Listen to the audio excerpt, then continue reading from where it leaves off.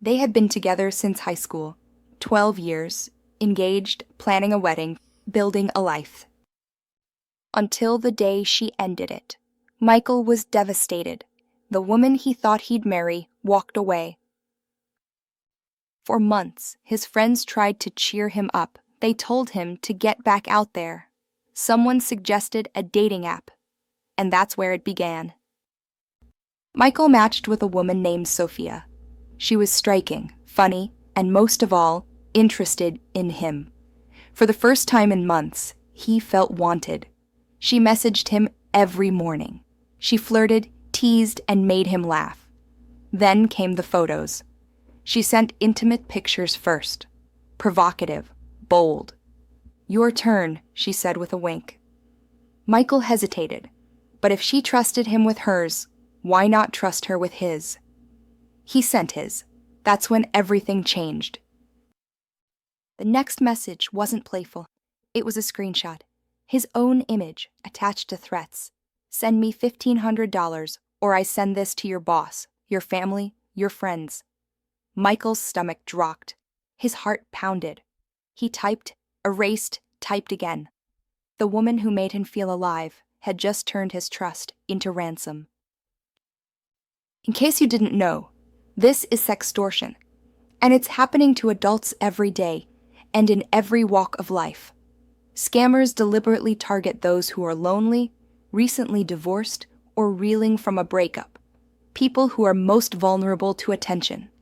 They exploit emotional hunger, then weaponize intimacy. The tactic is deliberate. Gain trust, create intimacy, capture compromising material, turn love into leverage. And they depend on silence. Shame makes victims freeze. Fear keeps them from reporting. That silence is the scammer's greatest weapon. At What We Weren't Told, we don't just expose the problem, we share the solutions. That's why, in the show notes below this episode, we've listed resources and services that can help protect your privacy, monitor for fraud, and give you and your family the insurance to recover if the worst happens. If you or someone you know becomes a victim of sextortion or blackmail, here's what to do. Do not pay. Paying once doesn't end it. It guarantees more demands. Cut contact. Lock the scammer immediately. Do not respond, no matter what they say. Save everything. Screenshots, usernames, payment demands. Document it all. Report. In the U.S., contact local police and file a report with the FBI's Internet Crime Complaint Center, ic3.gov. Internationally, reach out to Interpol or your local cybercrime unit. Lean on support. Tell someone you trust. Shame is the scammer's weapon. Don't let it silence you. Here's what you can do to protect yourself and your loved ones before it happens.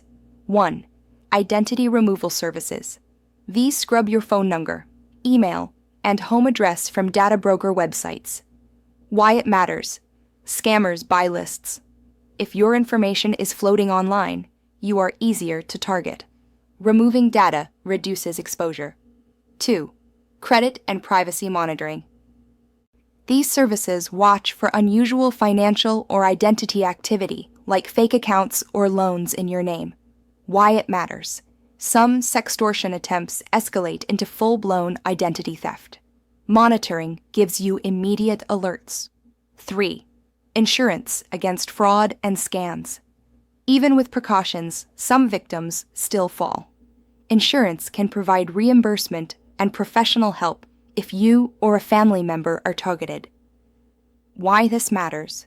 Because it turns a life-ruining event into a recoverable one. For adults, just like teens, the pressure can feel unbearable. The shame, the fear, the thought of losing everything you've built. It can be crushing. If you're listening and you've been targeted, remember, this crime is not your fault. You are not alone. And there are people and resources ready to help. If you ever feel like the pressure is too much, please reach out to friends, family, or a crisis hotline in your country. Your life is worth more than a scammer's threats. You've been listening to What We Weren't Told. Tonight, you heard Michael's story, how romance turned into ransom, and you heard what to do if it happens to you. Check the show notes below for resources and tools we recommend, the same ones we use ourselves. If this episode helped you, please like, share, and subscribe. It motivates us to keep creating stories that expose the truths others won't. Stay vigilant, stay safe,